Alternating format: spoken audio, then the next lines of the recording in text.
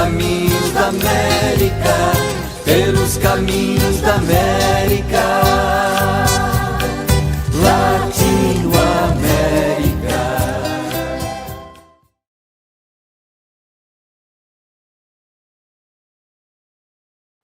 Bom dia, boa tarde, boa noite.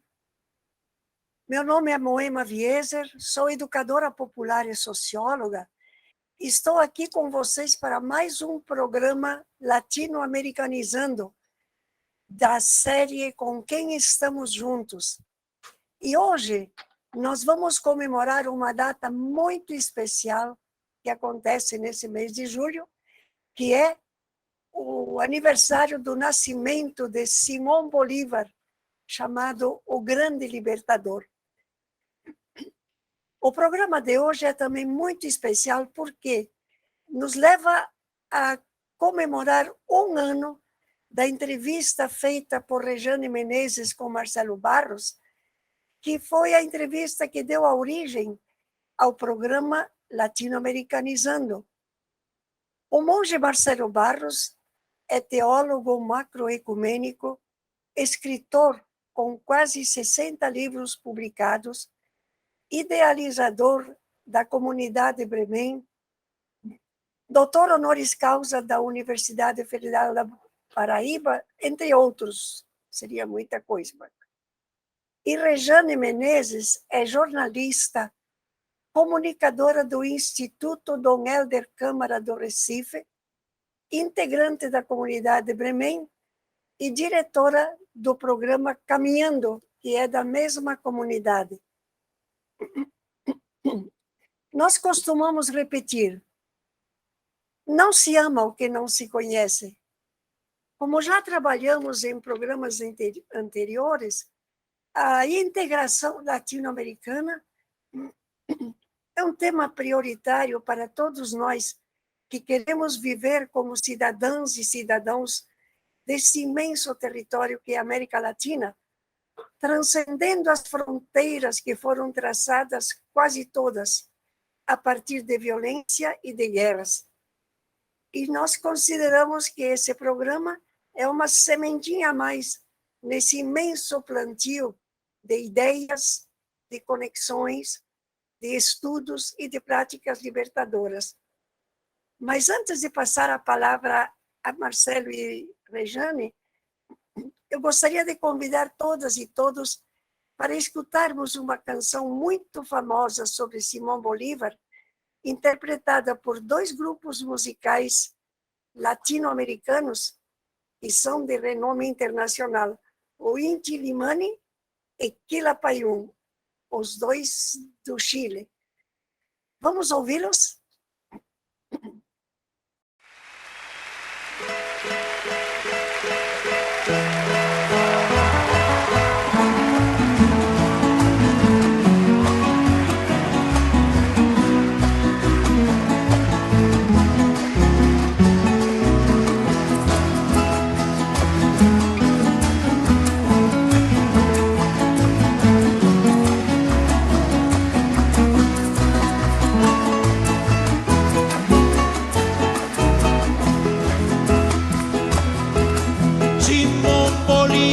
Simón,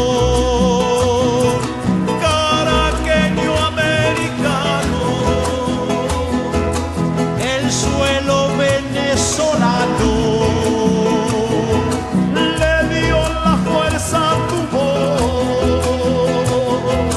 Simón Bolívar, Simón,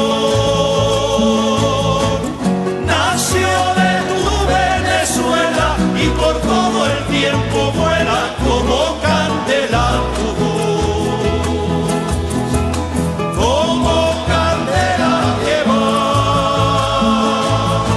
señalando un rumbo cierto en este suelo cubierto de muertos con dignidad.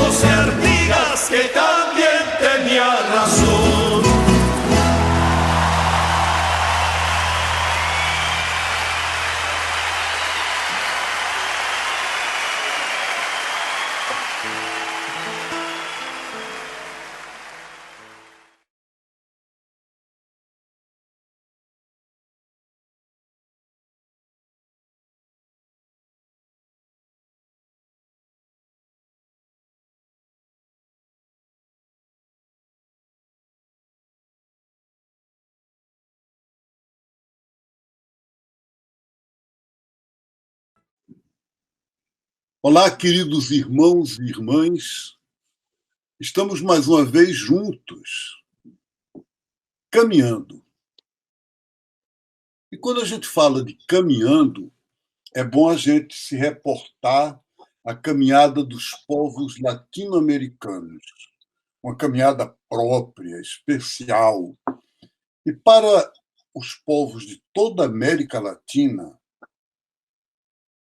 amanhã é uma data especial, porque no dia 24 de julho de 1778, nascia em Caracas, na Venezuela, Simón Bolívar, que teve como título, e para ele era mais do que um título, era mesmo uma honra, uma função, o libertador. Para conversar sobre isso hoje, vamos ter esse diálogo gostoso com a nossa querida irmã e amiga, diretora do programa, Rejane Menezes. Rejane. Olá, pessoal. Bom dia, boa tarde, boa noite para todos vocês que estão com a gente em mais uma edição do nosso programa Caminhando, essa quinta-feira, 22 de julho, e com a alegria de termos de volta o nosso querido irmão Marcelo Barros, que vai conversar com a gente sobre Simón Bolívar e sobre a sua influência na América Latina, não é isso, Marcelo? Exatamente, exatamente. Então, Marcelo, no dia 24 de julho, né, daqui a 2 dias, no próximo sábado, não é isso? Ocorre na América Latina o aniversário do nascimento de Simón Bolívar, o libertador, como ele é conhecido, né? Mas no Brasil, a figura dele ainda é muito pouco conhecida. Fala um pouquinho para a gente quem foi ele. Simón Bolívar é um venezuelano, quer dizer, a Venezuela, na época, era uma província, né? Como todos os países da América Latina, é ligada ao Império Espanhol.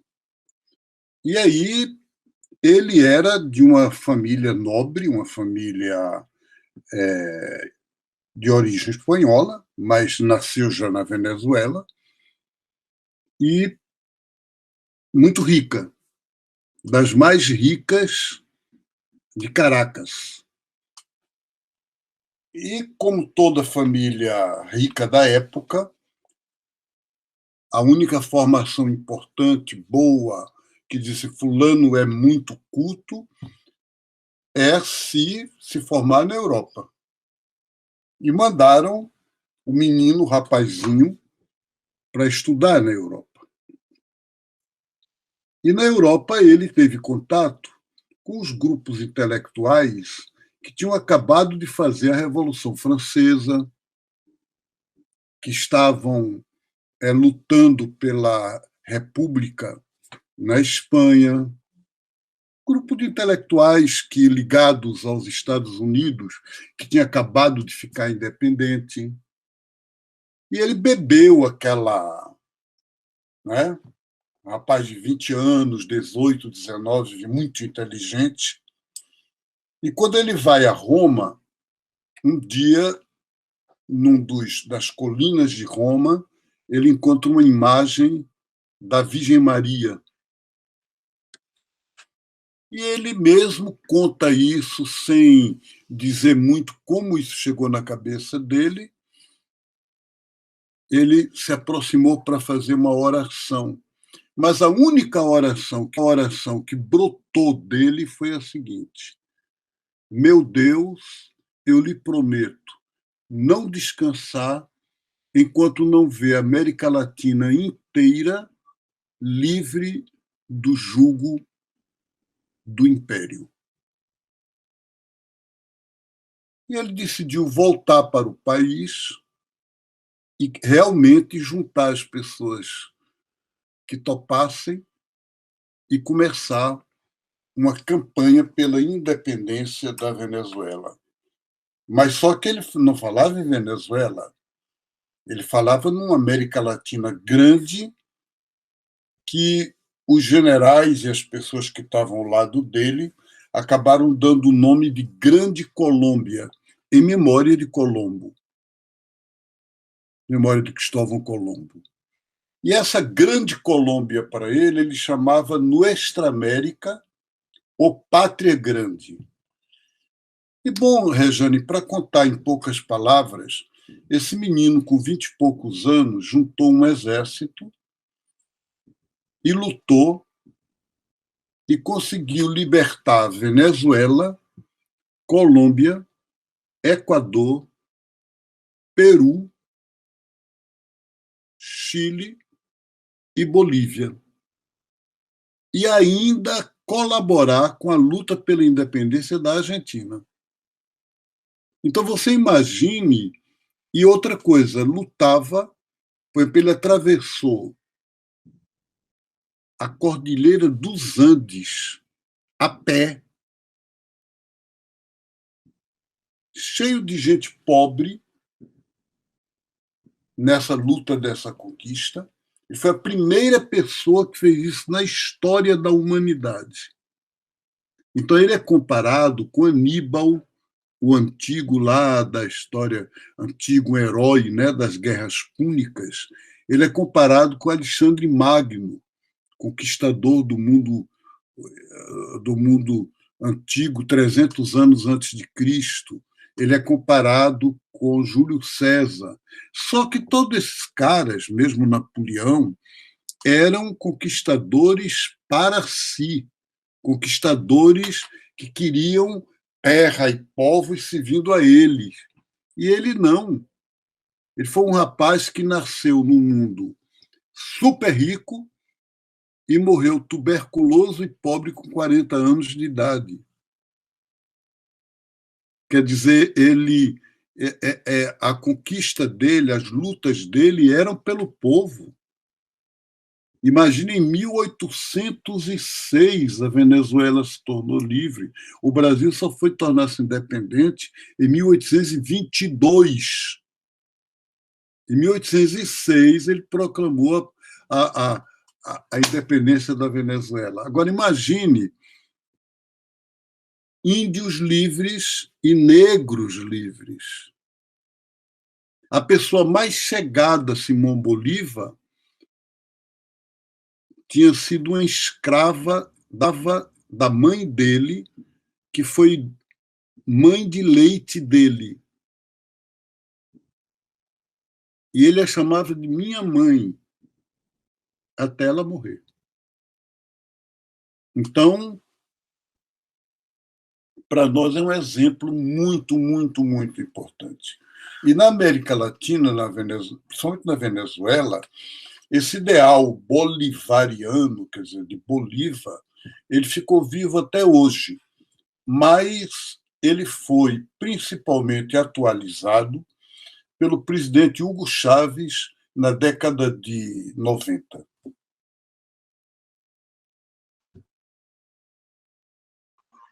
Você falando aí, Marcelo, comparando mal, como diz o ditado, eu me lembrei de São Francisco, né? Que era aquela pessoa rica que recebeu um chamado só que nos caminhos da religião, e ele foi nos caminhos da política. É isso mesmo. Aí você falou que o Brasil só se tornou independente em 1822, né? Aí eu pergunto a você, por que na época o Brasil não entrou nessa campanha de libertação? Porque o Brasil era um império, enquanto que os outros países estavam sob o domínio do Império Espanhol. O Brasil estava ligado ao Império Português. Mas em 1808, o rei de Portugal chegou no Brasil, Dom João VI. E quando o rei deixou de morar em Lisboa para fugir de Napoleão, para fugir dos franceses, e foi morar no Rio de Janeiro, a sede do Império Português ficou sendo o Rio de Janeiro. Então, o país que dependia um do outro era Portugal que dependia do Brasil, não era o Brasil que dependia de Portugal. Digamos, é claro que quem mandava era a corte portuguesa. E o país que era dependente era o Brasil, não era Portugal. Mas tanto que você sabe, pela história que você aprendeu quando criança, que foi o rei de Portugal que disse para o Dom Pedro: coloca a coroa na tua cabeça antes que algum aventureiro te... Quer dizer, significa, era interesse do rei de Portugal que o Brasil ficasse independente. Então, o Brasil não entrou na luta de independência, que era contra o Império, porque o Brasil era dominado pelo Império. Não havia no Brasil ainda formado um movimento de independência, a não ser aqui em Pernambuco, movimento que estourou em 1825, eu acho, mas que vinha de antes, vinha de 1817, que se chama Confederação do Equador, e do qual um dos generais, que era filho do padre Roma, Abreu e Lima, foi para Caracas para lutar junto com Simão Bolívar. Ele é companheiro de Simão Bolívar, ele se tornou um dos heróis do bolivarianismo, e ele está enterrado aqui no Recife, no cemitério dos ingleses, porque a Igreja Católica não aceitou enterrá-lo no cemitério normal pelo fato dele ser revolucionário. Como sempre, né, Marcelo? A igreja instituição se opõe ao novo, ao revolucionário. E falando em revolucionário, eu queria que você dissesse o que é que se chama bolivarianismo hoje? O bolivarianismo é a herança de Simão Bolívar, né? Agora, eu vou ler para você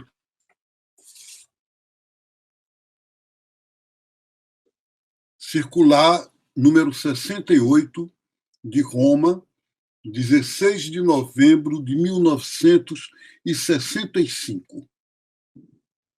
1965. A querida família mercejanense.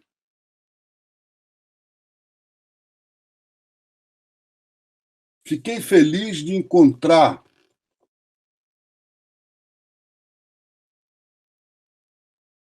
o secretário do Papa, Monsenhor Delacqua.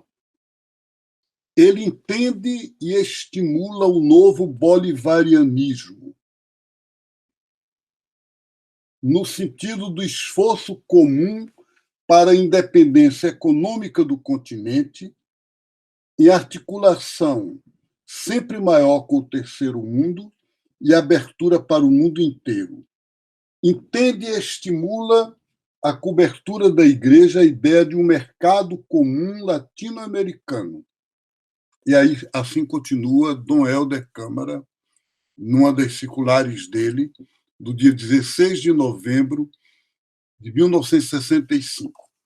Então, é muito bom a gente saber que Dom Helder, em 65, escrevia apoiando o bolivarianismo. E o bolivarianismo novo, pregado e proposto pelo presidente Hugo Chávez, que ganhou a eleição em 1998, tem três partes, se chama uma árvore de três ramos. Primeiro, libertar-se de todos os impérios, libertar-se dos imperialismos. Quer dizer, a América Latina ainda vive sob a garra do império. Agora norte-americano, antes inglês, antes espanhol, antes sempre tem um império. Então, libertar-se do império. Segundo, integrar todos os países da América Latina numa solidariedade comum. Integrar não é criar uma estrutura só. Não. Cada país é autônomo. Cada país tem sua cultura, cada país tem seu jeito. Mas formar juntos uma unidade, a pátria grande. Nuestra América. Os índios chamavam a Biayala. E o terceiro ponto, caminhar para uma justiça social e econômica que hoje a gente sabe, o Bolívar não falou nisso, que só pode se dar num novo tipo de socialismo. O Hugo Chávez dizia ou socialismo ou barbárie. Agora, não o socialismo comunista russo da época antiga, não. Um novo tipo, feito pela democracia, com muita a partir dos povos indígenas, de um estilo latino-americano. Isso é o bolivarianismo novo. As notícias que chegam para a gente através da imprensa são as piores notícias sobre a situação da Venezuela, né? E a visão que nós temos de uma maneira geral não me parece que não corresponde à realidade. E aí eu queria saber de você como é que você vê de fato a realidade da República Bolivariana da Venezuela. Rejane, pessoalmente, por conta do meu trabalho de teólogo latino-americano, e eu sou da Associação Ecumênica de Teólogos do Terceiro Mundo, eu passei na Venezuela, acho que uma ou duas vezes antes do bolivarianismo, quando eram governos militares, quando era um país como outro qualquer. E a Venezuela era dos países mais pobres da América Latina. 8 famílias dominavam a riqueza da Venezuela, que é o petróleo. Moravam nos Estados Unidos e se enriqueciam cada vez mais do petróleo e o povo venezuelano na miséria. Depois, por acaso, eu coordenava uma mística no Fórum Social Mundial e nessa mística eu devia apresentar o presidente Hugo Chávez no Fórum Social Mundial que houve em Caracas, em 2006. E, de fato, eu vou dizer a você com toda seriedade, eu não tenho ideia porque ele se encantou comigo. E acabou aquela mística, aquele momento, ele mandou o secretário dele dizer: quero falar com você.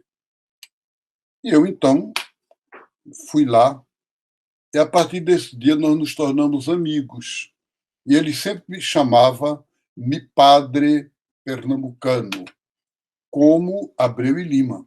Ele me comparava com Abreu e Lima. E aí eu voltei à Venezuela várias vezes. E o que é que eu percebo? Eu percebo que nada é paraíso, tudo tem defeitos, e o governo venezuelano certamente tem defeitos. Mas o Evangelho de Jesus diz: pelos frutos conhecereis as árvores. E quais eram os frutos da Revolução Bolivariana na Venezuela? Em 2010, a ONU proclamou a Venezuela livre de analfabetismo. A FAO, que é um organismo independente com sede em Roma, declarou que a Venezuela tinha vencido a fome, não existia ninguém no país com fome. A Venezuela, em 2003, começou o processo da aprovação da Constituição nova. E essa Constituição, votada por todo mundo, com representantes das comunidades de bairro, com representantes dos índios, com representantes dos negros, com representantes das mulheres, com representantes dos movimentos sindicais, é uma das mais avançadas do mundo inteiro. Então, a Venezuela tinha vencido a fome, feito reforma agrária, destruído o analfabetismo, conseguido que todos os venezuelanos tivessem médico de família. Só que o Império Norte-Americano não invade hoje em dia com soldados e armas. Ele destrói por um bloqueio econômico, então isola o país e não permite comércio para fora. E, em segundo lugar, pagando milhões de dólares à imprensa do mundo inteiro para todo dia falar mal.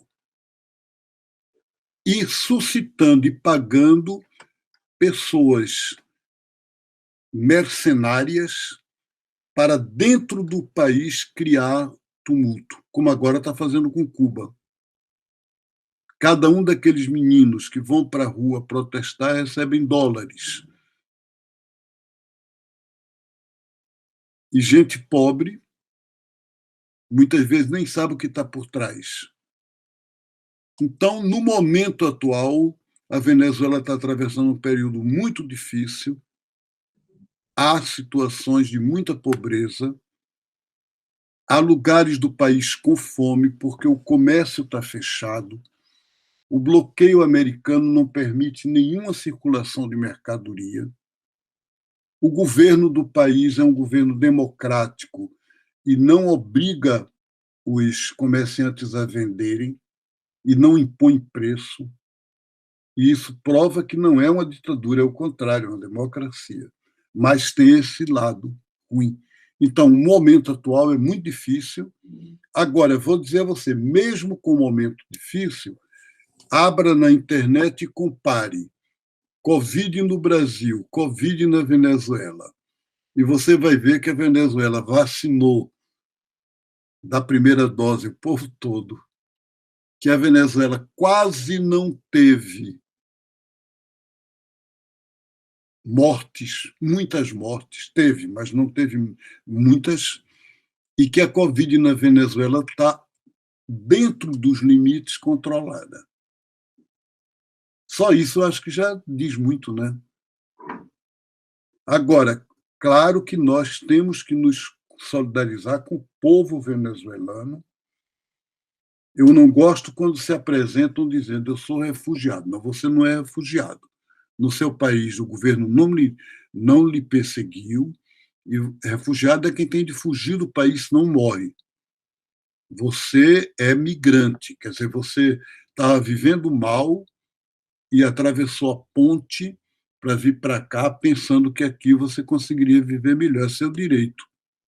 Então a gente te acolhe como irmão e como migrante. Agora, refugiado, não. Refugiado é quem sai de uma guerra, é quem é perseguido pelo próprio governo. São países africanos que, se a pessoa ficar lá, morre. A Venezuela não é assim. E como você acha, Marcelo, que aqui no Brasil a gente poderia viver esse espírito do Eu bolivarianismo? penso que a primeira coisa é criar esse espírito de solidariedade latino-americano. Se eu perguntar aqui na rua, você sabe quem é o presidente do Peru? O pessoal diz, nem sei, nem me interessa. Você sabe o que está acontecendo na Colômbia? Não. Você sabe o que está acontecendo na Bolívia? Não. Agora, se você perguntar assim, você sabe o que está acontecendo na Alemanha? Já está chovendo muito e tem tantas centenas de mortos. Mas por que vamos... Quer dizer, por que eu sou tão sensível ao que acontece na Alemanha e devo ser? Eu não estou criticando. Mas estou dizendo que aqui na América Latina, os meus irmãos e irmãs, eu ignoro. Então, E é capaz que saiba o presidente norte-americano, né, Marcelo? Você perguntar, é capaz que todo mundo saiba. É preciso criar uma solidariedade latino-americana, é preciso a gente cultivar essa ânsia de autonomia, de libertação que o Bolívar nos ensinou.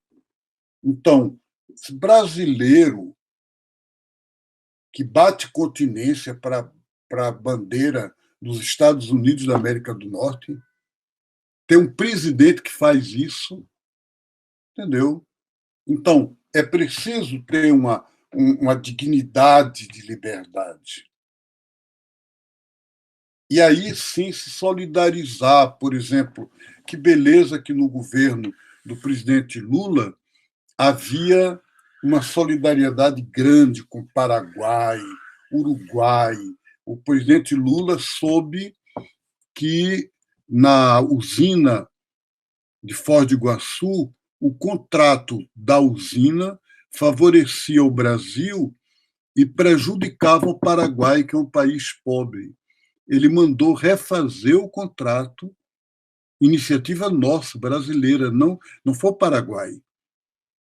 e devolver ao Paraguai uma parceria de justiça. As águas são tanto na fronteira do Brasil como na fronteira do Paraguai. Então, os benefícios da usina têm que ser iguais para o Brasil, Argentina e Paraguai. Então, o presidente Lula fez isso. Então, eu estou dizendo isso como um exemplo desse espírito bolivariano, entende? Você falou que a questão do socialismo moderno, o barbárie, né? E eu acho que a gente está chegando perto dessa barbárie, né, Marcelo, aqui no Brasil. No momento atual, nós estamos vivendo a barbárie. Pois é, agressões até a padres em igreja. Quer dizer, nós vivemos a barbárie absoluta, quer dizer, a barbárie do racismo, a barbárie de um presidente que, para ele, mulher é inferior a homem, a barbárie em todos os sentidos, né? Contra os povos indígenas, a barbárie contra a Amazônia. Então, homofobia. É preciso libertar. Rejane, uma alegria grande da gente participar hoje desse assunto. Vamos lembrar a vida de Simão Bolívar, nos solidarizando com os irmãos e irmãs da Venezuela e podendo viver juntos esse ideal da pátria grande. E continuamos caminhando. Deus abençoe. E aí a gente aproveita para lembrar que eu acho que uma forma de celebrar o aniversário de Simão Bolívar no próximo sábado é participar das manifestações, ir às ruas, pedir vacina, pedir comida no prato, pedir justiça social. Então vamos fazer isso no dia 24, na cidade, na sua cidade, no seu estado. Vamos para a rua com todos os cuidados, cumprindo todos os protocolos sanitários, porque a pandemia ainda não acabou, e vamos pedir justiça social para o nosso país. E aí, um bom resto de semana para vocês e a gente segue caminhando.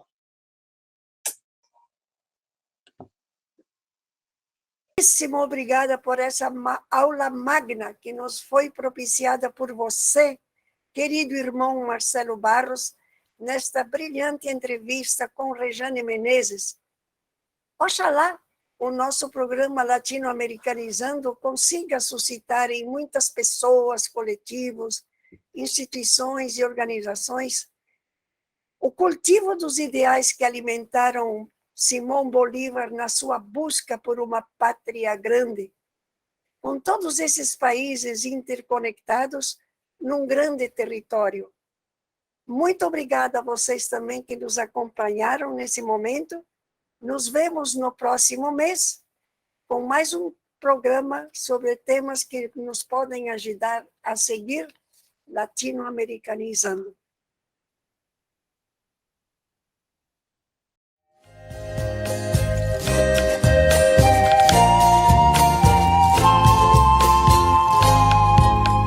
Pelos caminhos da América, pelos caminhos da América, pelos caminhos da América.